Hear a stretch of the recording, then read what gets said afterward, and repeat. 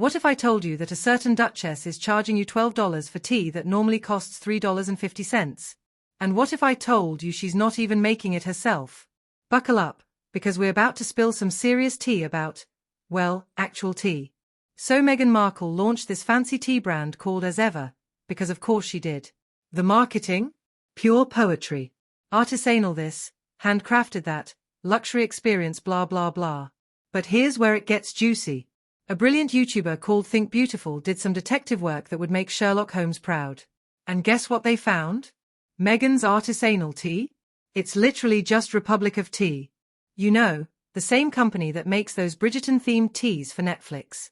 Yep, that Republic of Tea. But wait, it gets worse. Let me break down these numbers for you because they're absolutely wild. Republic of Tea sells you 36 tea bags for $11.50. That's about 32 cents per bag. Meghan's As Ever tea? $12 for just 12 bags. That's a whole dollar per tea bag. Do the math with me here.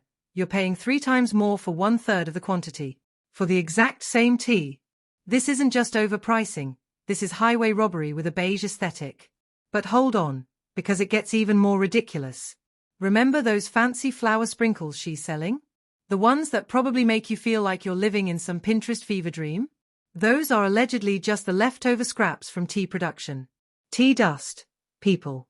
She's literally selling you the stuff that gets swept off the factory floor and calling it floral magic. Now, I need you to picture this for a second. Do you really think Meghan is out there at sunrise, wearing a straw hat, delicately plucking chamomile flowers while Harry holds a wicker basket and little Archie hums in the background?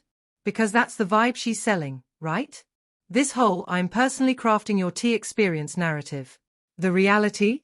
She's probably never even smelled this tea before it got shipped to customers. Here's what's really happening behind those beige Instagram posts. Step 1. Find a supplier with existing products. Step 2. Slap your logo on their packaging. Step 3. Write some flowery copy about inner circles and sparking joy. Step 4. Charge triple the price. Step 5. Post a video about authenticity while counting your money. It's white labeling 101, folks. And honestly, even by celebrity standards, this is pretty shameless. Here's the kicker that really gets me. Republic of Tea also supplies the Bridgerton tea collection.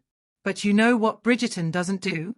They don't pretend Lady Whistledown is personally growing herbs in some royal garden while sipping rose water and writing feminist poetry. They're honest about what it is. Themed tea for fans of the show. Simple, straightforward, no fake backstory required. Look, this isn't really about tea.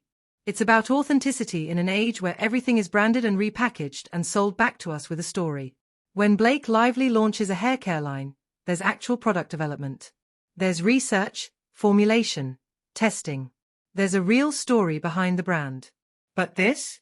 This is just finding existing products, putting your name on them, and spinning a tale about how it connects to your journey or your values or whatever buzzword is trending that week. The erratic stock levels on her website suddenly make sense too, don't they? If you're just buying over stock from manufacturers and relabeling it, of course you can't guarantee consistent inventory. No custom production lines, no quality control meetings, no product development. Just buy, relabel, markup, sell. This whole tea situation is the perfect metaphor for celebrity branding culture. Fancy packaging, hollow substance, premium price. It's a beautiful box with nothing special inside, sold to people who want to buy into the lifestyle, not the actual product. Here's what really bothers me about all this. It's not just overpriced tea. It's the assumption that consumers won't do their homework. That will just buy into the story without asking questions. But consumers are smarter than that. We can Google. We can compare prices. We can see through the marketing speak. So here's what I want you to do after watching this video. First, hit that like button if this kind of investigative content is what you want to see more of. Because somebody needs to be fact-checking these celebrity brands. Second, subscribe and ring that notification bell, because we're not stopping here. There are so many more celebrity brands that need this kind of scrutiny.